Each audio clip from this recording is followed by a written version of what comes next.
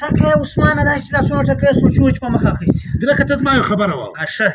الله پاک هم دا راته وایي ښځه به نه وایه، قرآن هم دا راته وایي ښځه به نه وایه، دا علاقه او دا مخلوق هم دغه وایي ښځه به نه وایه. ښه نو ښځه څه وایي؟ ښځه وایي وایي که ته نه رې ته ما ووه.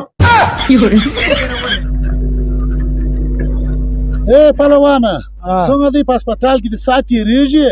هسپتال خو نو ډېر ښه دی، خو دا مچرو سه مې پرون خوب نه دی کړی یاره.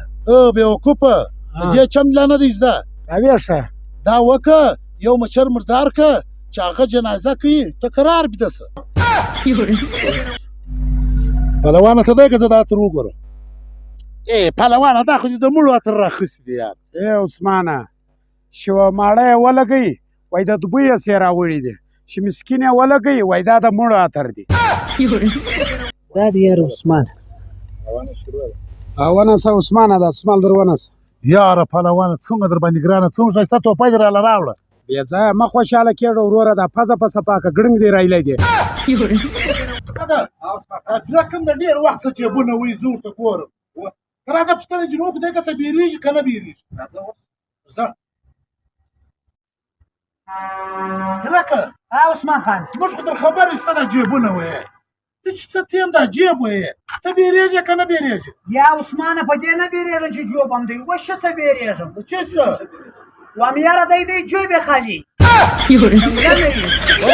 ښه عثمانه موږ خپل خو پر دا ځان باندې تخلص ایښی یم. ستا نوم دی عثمان اورپې اغا، زما نوم دی پیرک اورپې مینوال. د نجونو سره تخلص څنګه دی؟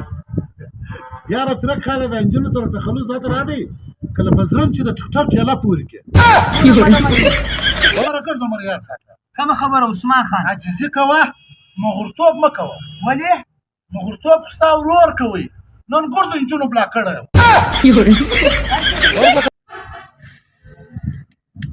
سکه عثمانه داسې لاسونه ټکوي سوچ په مخ اخیستي. ګرکه ته زما یو خبره واوره. ښه. الله پاک هم دا راته وایي ښځه به نه وایه، قرآن هم دا راته وایي ښځه به نه وایه، دا علاقه او دا مخلوق هم دغه وایي ښځه به نه وایه. ښه نو ښځه څه وایي؟ ښځه وایي وایي که ته نه رې ته ما ووه. درک هم د ډېر وخت څه جیبونه وایي زه ورته ګورم. ته راځه پوښتنه جنو خو دی که څه بیرېږي که نه بیرېږي. راځه اوس ځه درکه.